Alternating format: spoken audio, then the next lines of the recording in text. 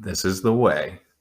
Welcome back to episode 2 of Bring Your Own Lightsaber. I'm one of your hosts, Ryan. I'm joined by Cam, and we're here to talk about all things Mandalorian Season 3, Episode 1. Cam, overall thoughts, what did you think? What's going on, everyone? Season 3 finally back. We've been waiting a while, and solid episode 1. I think it was a good way to kind of get us back into the show. I thought the recap was pretty good, and I think overall episode 1 was just a good way to kind of ease us back in. Nothing too crazy, nothing too special that kind of stood out, but just a good, solid episode to welcome us back. I agree. You can't really start by bringing in Luke Skywalker and having amazing lightsaber battles or Boba Fett on a Rancor. But this is a nice reintroduction to, this is Mandalorian. This is his show and Grogu's show. These are some of their old pals that we're reconnecting with. Grief Karga, IG-11. Yeah. That was a surprise. Yeah. A couple nice surprises and some kind of subtle Easter eggs as to maybe what we can kind of expect for the season. The characters that we can kind of expect to be making appearances. I thought it was interesting. We were discussing while we were watching. They mentioned Grand Moff Gideon's name being thrown around. What's the deal with him? Where is he going to kind of pop up or interact in this season? Like you said, IG-11 making a comeback. Hopefully, will be a pretty cool addition back to the squad. And who knows? I think we'll maybe talk about it later on in the episode, but what we can kind of hope for towards maybe the big shocks at the end of the season. Yeah, we saw some nice little hints in there of things that, okay, we could end up going this direction. We could end up going this direction. Overall, I think we kind of know where things are headed, at least in the next few episodes. We saw Mando's got to head to the mines. He's got to bathe and cleanse himself and go back to his cult. He loves his cult. Yeah. And he's also looking for parts for IG-11. Those are sort of the next two things on his plate. Yeah, some kind of mini side quests almost before we get to the real thick of the plot for the season. So I guess we can kind of go bit by bit of the episode and then kind of finish off with some final thoughts, hopefully what to expect for the rest of the season, what to expect for the next couple episodes and stuff like that.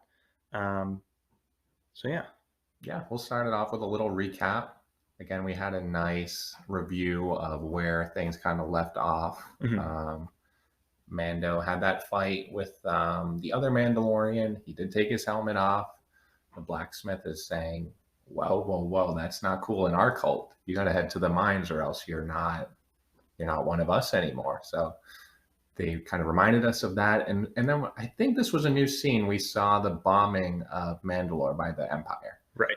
I think if I'm remembering correctly, they might have shown like a brief kind of similar image towards the end of the last season, or it might have been as a preview for this season. Okay. But yeah, pretty new. Like we haven't seen it before. We've never seen what the actual destruction of Mandalore looked like. We've just heard about it in things like Clone Wars. So it's kind of cool to see like an actual visual of what happened, to why people had been living in kind of the domes and stuff, and why no one is really there anymore. So yeah, cool intro. The first real scene when they were showing the young Mandalorian, I thought that was a flashback, and we were like, oh, is this Din Djarin as a kid getting his first helmet?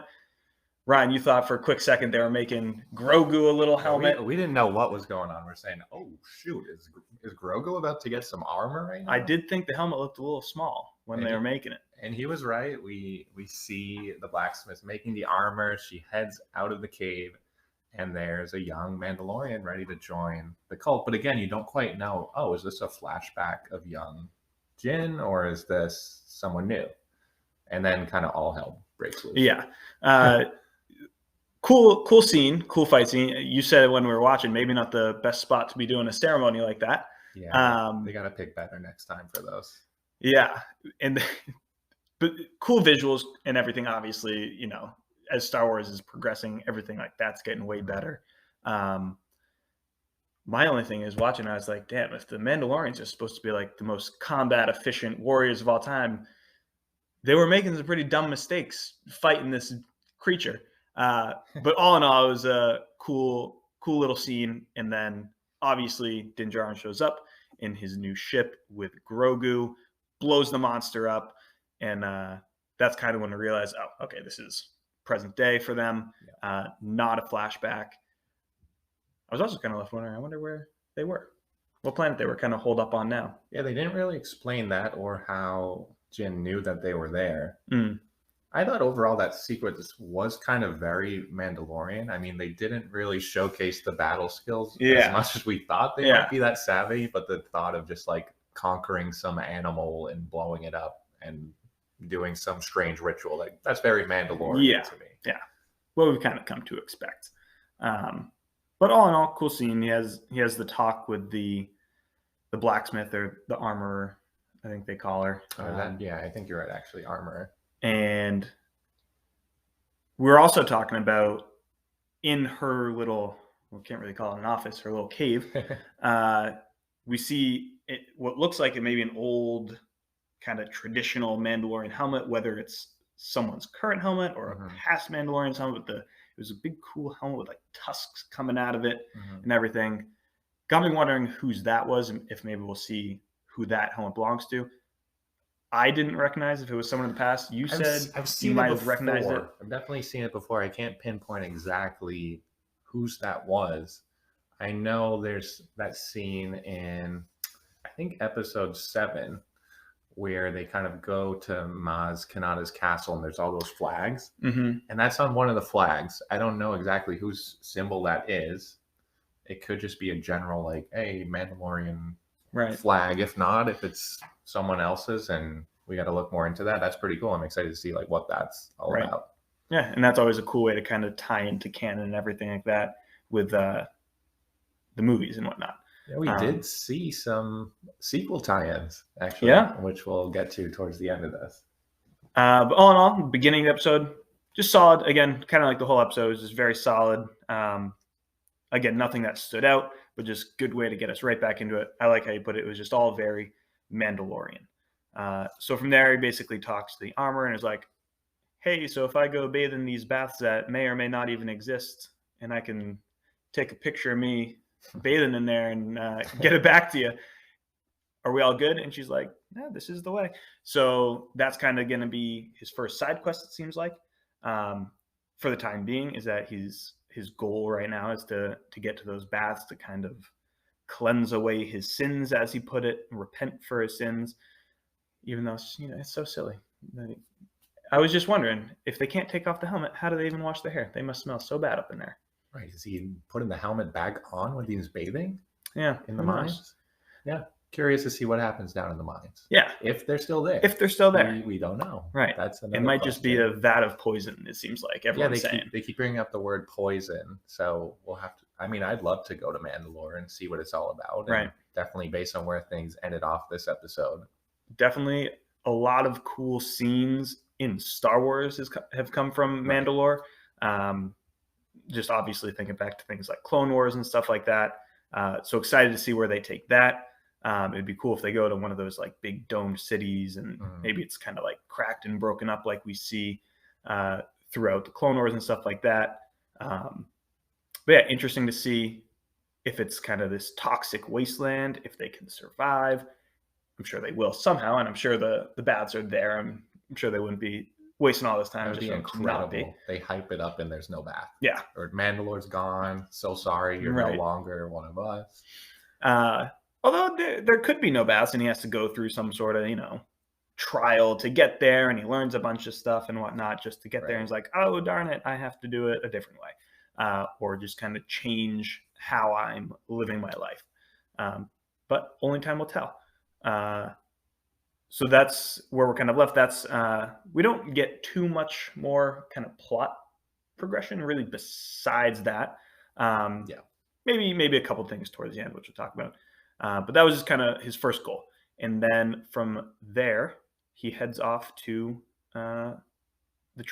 his old trading city to see his old friend. Navarro has had an upgrade. That's nice, to say the least. Under High Magistrate. Cargo? With his Grief Cargo. Yeah. With his fancy drones, his cloak droids. He kind of brings Grogu off the ship and just a nice little stroll through the town. Grogu's getting hungry. You can see it. He's got that look in his eyes. Left and right, there's little frogs. There's other things frying up. There's little animals up in the tree. Anything could be food to him. Yeah, as we'll see later on. Yeah, cool to see the High Magistrate now back and to see kind of what he's done with the place. You know, I was thinking when they were talking in his office, when they got up to his office and he was offered the land, I was like, you know what? It would be a good life decision for you probably just to take that land and just chill out and just settle down, right? It might be smart. He's too honorable. This man is all about honor. Yeah. And the creed. He couldn't sleep at night if he didn't get to those No. baths. Plus, I don't know if he's really the type to have droids holding up his cape. That's more of a Greek True. cargo thing. That's true. So from there, obviously, he kind of lays out his plans to his old friend. We do see Baby Yoda sneak maybe a little jelly bean or something with the Force after he's done playing in the chair. I like seeing him use so the he got a little Force snack to spin around in that chair. Yeah. His first Force use of the season. That was Right. always nice. So it's good to see. Good to see he's progressing in his Jedi training, if we can even call it that anymore, because he technically won't be a Jedi at this point.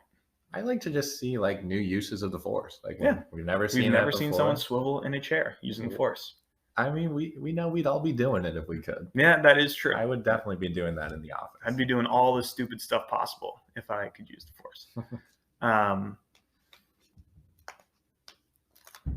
Now, you know what I'm realizing we might have skipped over the first light speed travel to Navarro. to Navarro. Was that to Navarro or from Navarro? It was to Navarro. I think it was 2 because it was when he was kind of schnoozing before. We'll talk about that after. Yeah. I mean, let's just get into it. That was a major event, at least for us. And Yeah. for other people who have watched Rebels. Right. We know there's these creatures. I think they're called purgils. Is that the official name? Or space whales. I just call them the light speed whales. Light speed whales. Light speed space whales. Jin's taking a nap in the driver's seat. Grogu's looking out the window, and all of a sudden there's like a... You can see like the silhouettes almost. Yeah. Of the light speed space whales. And everyone who's seen Rebels knows. LSWs. LSWs, I like it. Everyone knows what that is. If you've seen Rebels, Mhm. big Ezra Bridger hint. Yeah. So for me personally, not sure about you, I was a huge Rebels fan. It was like once I had finished Clone Wars and all that stuff, and I was just waiting for or looking for another good Star Wars show or whatever, I stumbled across Rebels, and it was just incredible. The whole show is just so good. And obviously in the end, where we see Ahsoka and everything coming in, and Ezra Bridger is gone, everyone's just left wondering, where'd he go? When's he coming back? Is he alive? You know, what are they going to do with this character? Because there's no way, to me, I don't believe that they'll just get rid of this character. They have to bring him back somehow. I was hoping at the end of the first season of Mandalorian, when it was Luke that came out of the ship, and when we first saw that green lightsaber, I was hoping that was Ezra Bridger. That would have been incredible. Yeah. I mean, that... But now, this is almost a guaranteed, right. Okay, this is the direction we're going in. Because there's no other reason they would show the Lightspeed space whales, because that's the only other time we've seen them. Yeah, it's 100%. Hey, I'm Dave Filoni. If you've seen my show in the past, you know what this means. And if you're watching The Mandalorian, I feel like there's a good chance you've seen every possible Star Wars show that there is in existence. Yeah. So... And if you're listening to this and you haven't seen Rebels, you need to get on that. Go watch it right now.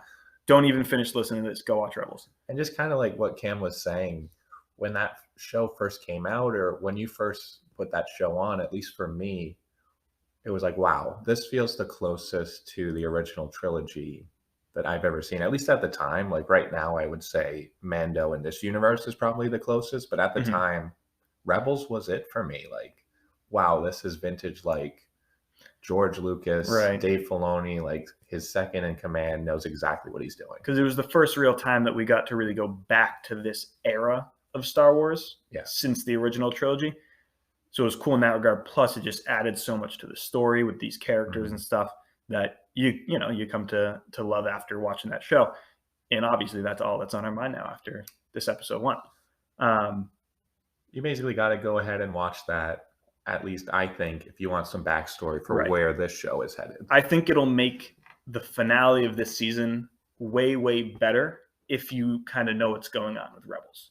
And not even this show, actually. Now I'm thinking it. Ahsoka Ahsoka is coming up. and honestly, probably just the future of Star Wars in general. It's probably going to focus around Ezra Bridger almost as like the new Luke Skywalker, I say in air quotes. He's an awesome character. Yeah, he really is. I don't know if you saw this. There was like a clip, not like footage, but just kind of something they put together for Ahsoka teasing us. I don't know if you had seen that clip. I might have. I can't think of it off the top of my head.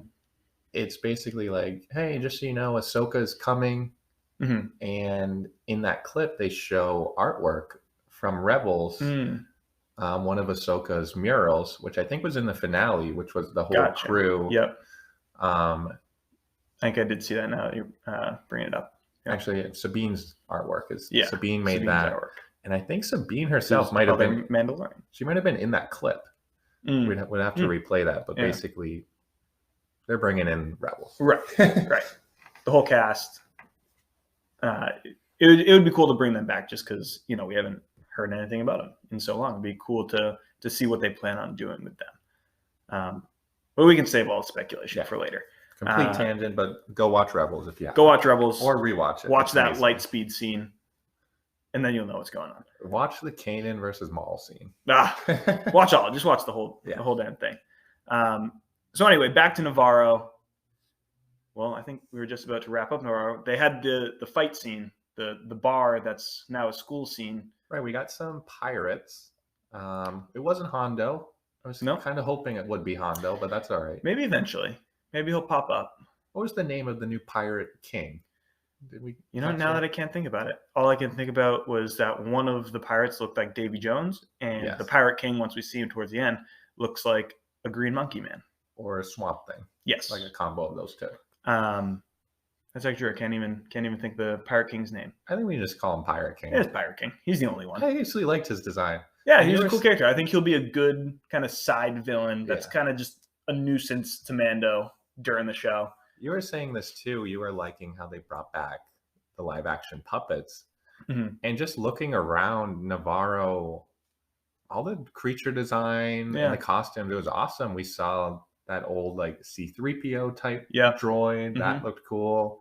They got the feel. The real physical effects hits just a little bit different. Just because all I can think of is when they botched virtual Yoda, and it was just so bad. Yeah, and everyone loves the good original puppet Yoda.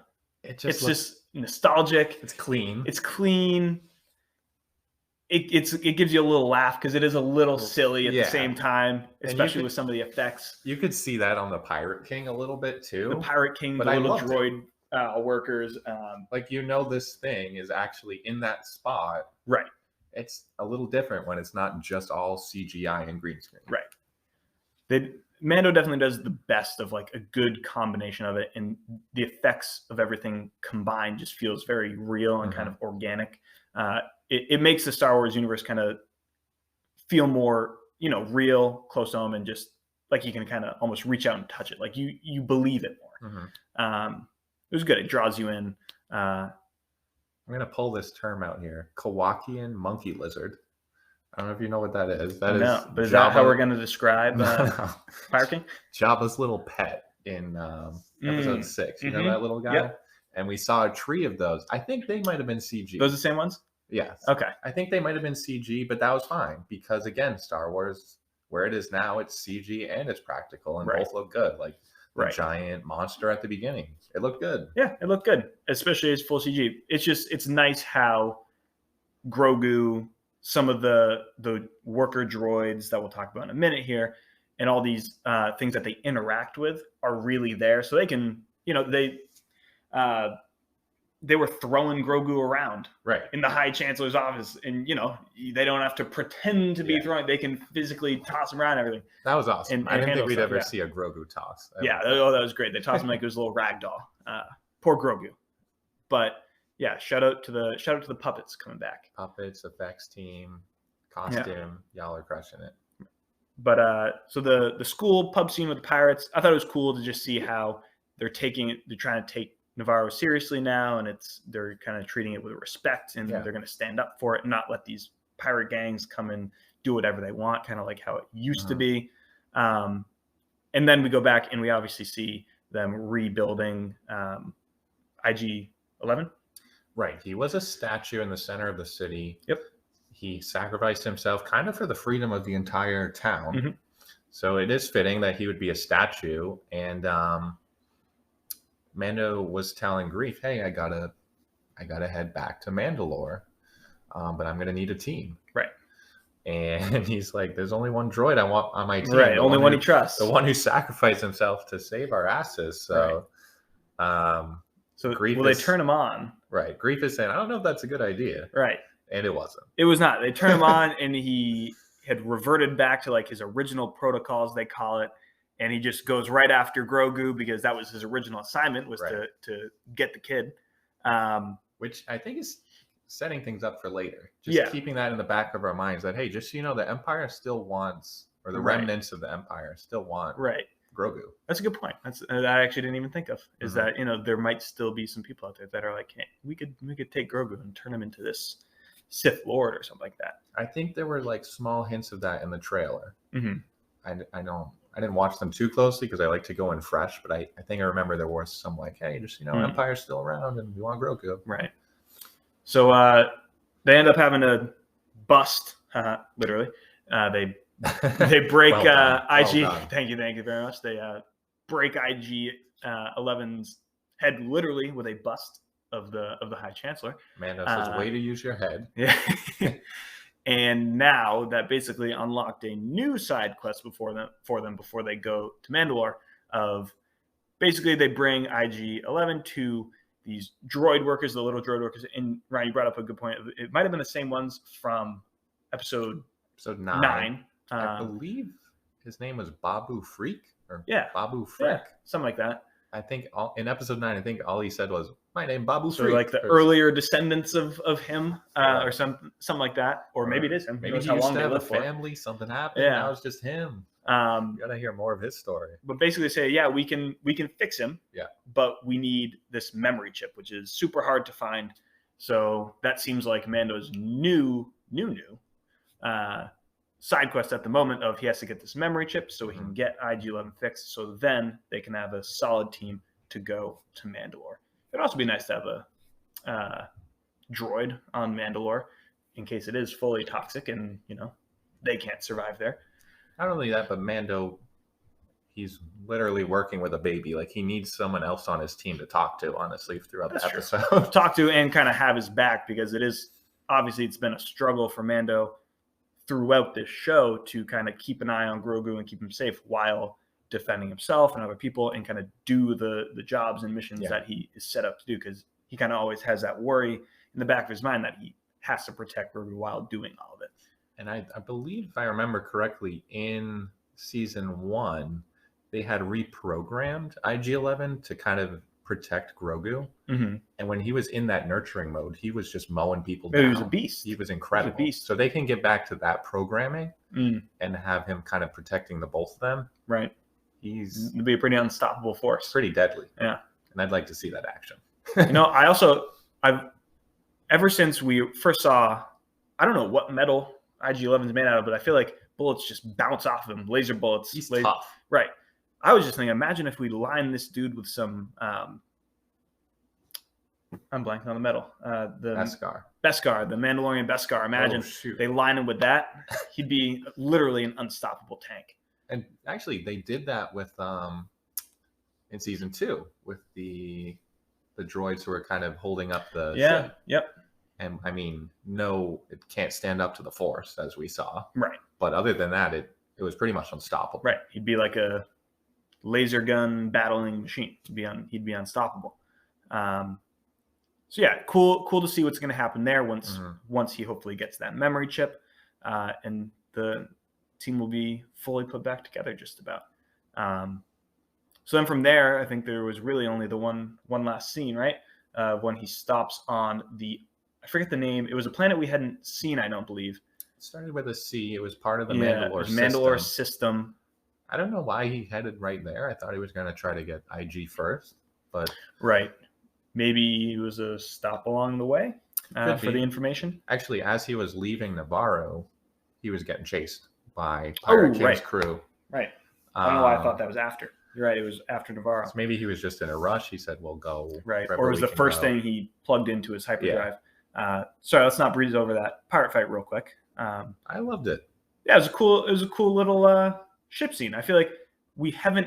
I was thinking about this while watching it. We haven't had a really good space battle like ship scene since episode 3. I feel like I was thinking that there's been a couple small ones here and Yeah. there, especially with like Boba Fett. But again, they were like small ones.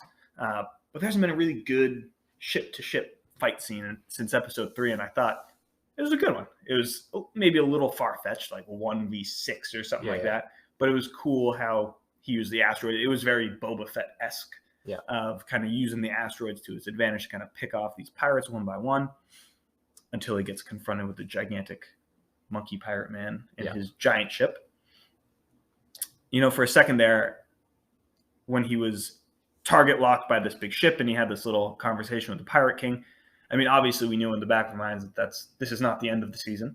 But when he went for that hyperdrive button, I got quick flashback to episode 8 with the the Holdo maneuver. The Holdo maneuver, just straight ramming the ship through the Star Destroyer. Is over. Yeah, that's how he ends. Season 3 ends after one episode. Hyperdrive explosion. Dave Filoni quits Star Wars. It's all over.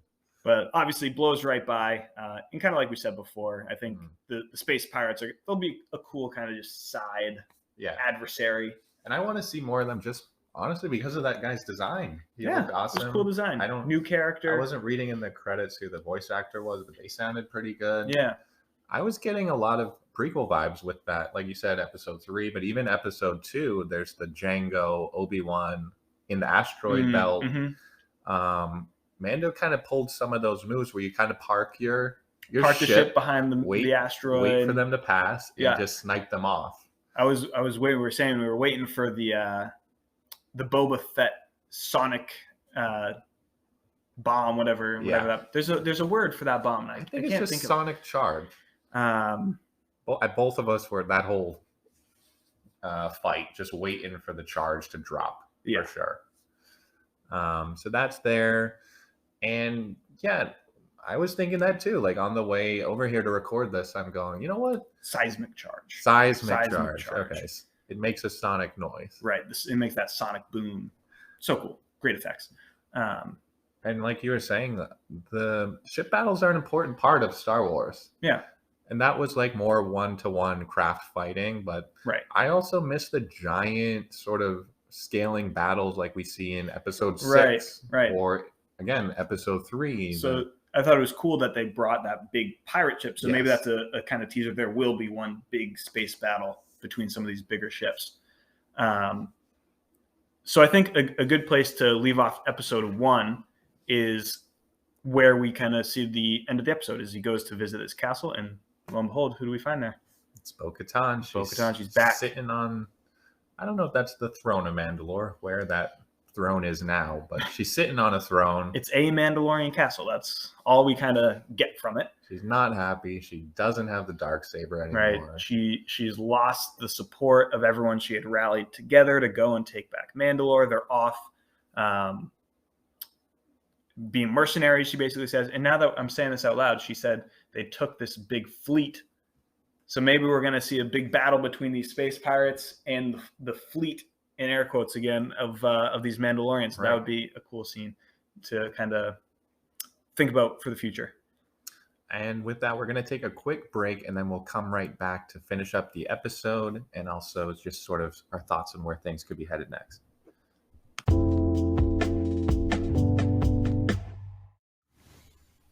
And welcome back. We are ready to finish up episode 1 of season 3, The Mandalorian.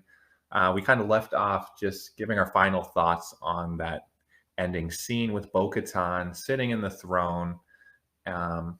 And we were kind of keying in on that term that she mentioned, the fleet. Yeah, I think as we're looking towards some of the speculation for the rest of the season and what we're hoping to expect, what we can probably expect, we're starting to think that the more we talk about it, the more we're curious about that fleet they mentioned. Um, how big is it? What kind of ships do they have? Where are they? When are they going to show Mhm. up? Are they going to fight these pirate people? Who knows? Or will they fight someone else? I don't know if you ever read the original Thrawn books. I did not. They're not canon, I don't believe, but sort of a major plot point of that book series is Admiral Thrawn goes on to command this sort of ghost fleet or this missing fleet. Mm-hmm.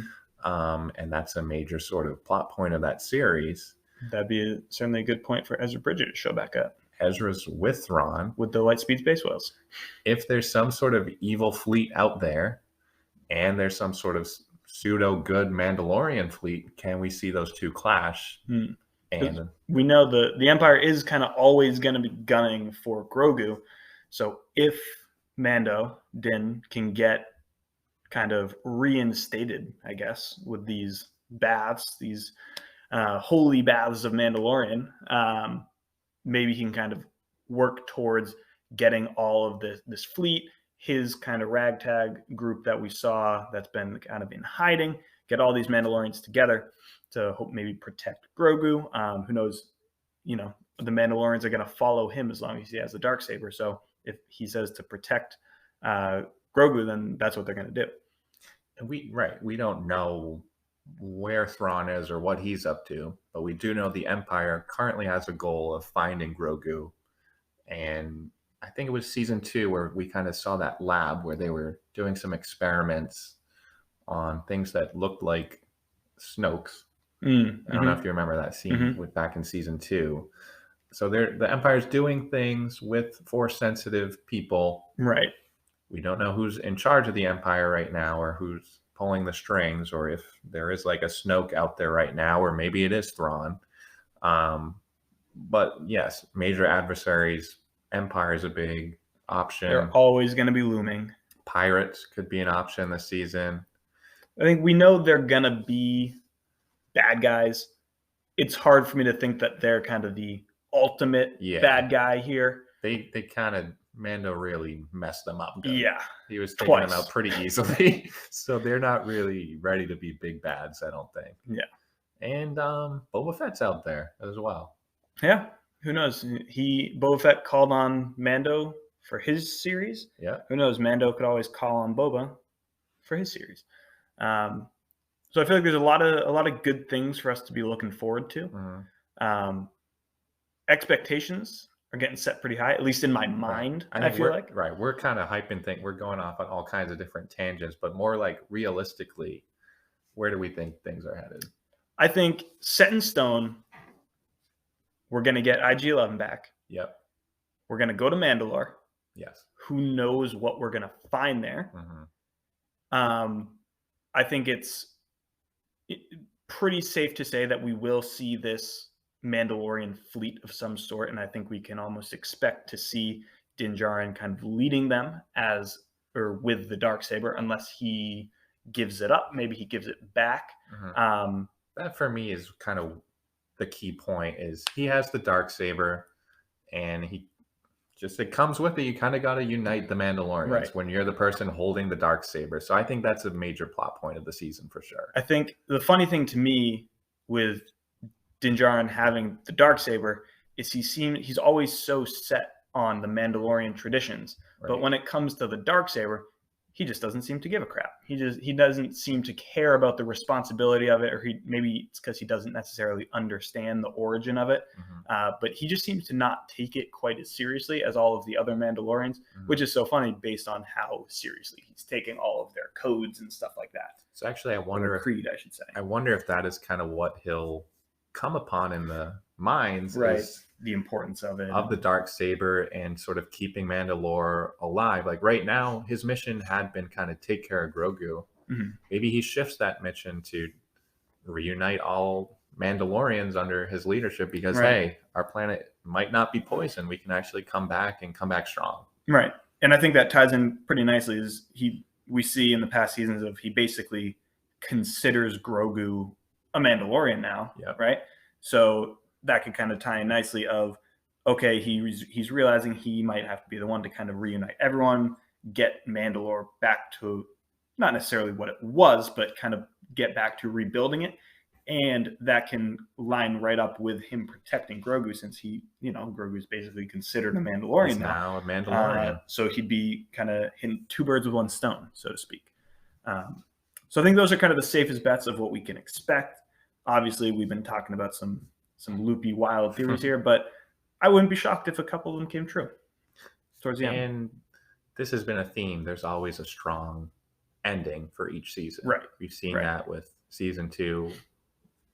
One of the best scenes in Star Wars. Mm-hmm. In Boba Fett. That ending where he's sort of riding a Rancor through the city, that was incredible.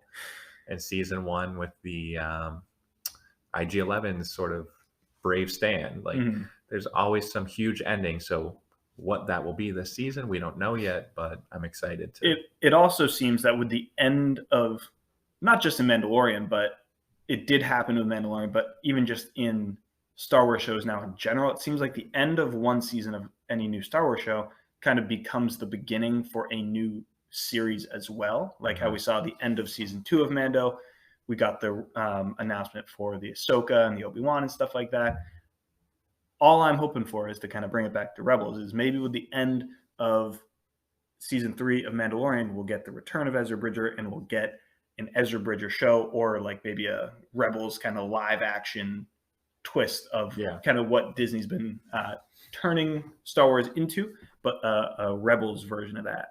It's very much, and you can tell this, it's very much a shared universe. They're all playing in the same sandbox. And yeah, we've seen these characters cross over before, so I don't doubt at all we'll see some crossover this season for sure later on. Yeah, definitely a lot to look forward to, I think, regardless of the direction they end up going with it. But we're excited. Yeah. We're excited. Good episode 1. Excited to see episode 2. We were kind of, I love this. One of the things I loved about The Mandalorian is at the end credit roll, you get that nice artwork. Yeah. We were kind of hoping there might be like a preview for episode 2, but we didn't get that. It's nice to go into each episode, kind of like you were saying before, not wanting to watch too much or look too deeply into like previews and stuff like that. It's nice to go into each episode just totally fresh, no thoughts in our mind of, oh, this should happen, or when's this going to happen, based on something we saw in a preview. Mm-hmm. So yeah, solid return.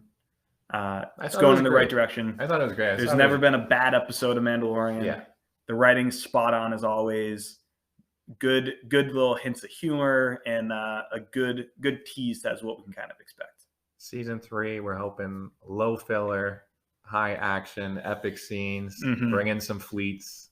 I wouldn't be shocked if we had a couple really big, just like wow episodes. Yeah. Not just saving it for the finale, but a couple just really explosive episodes.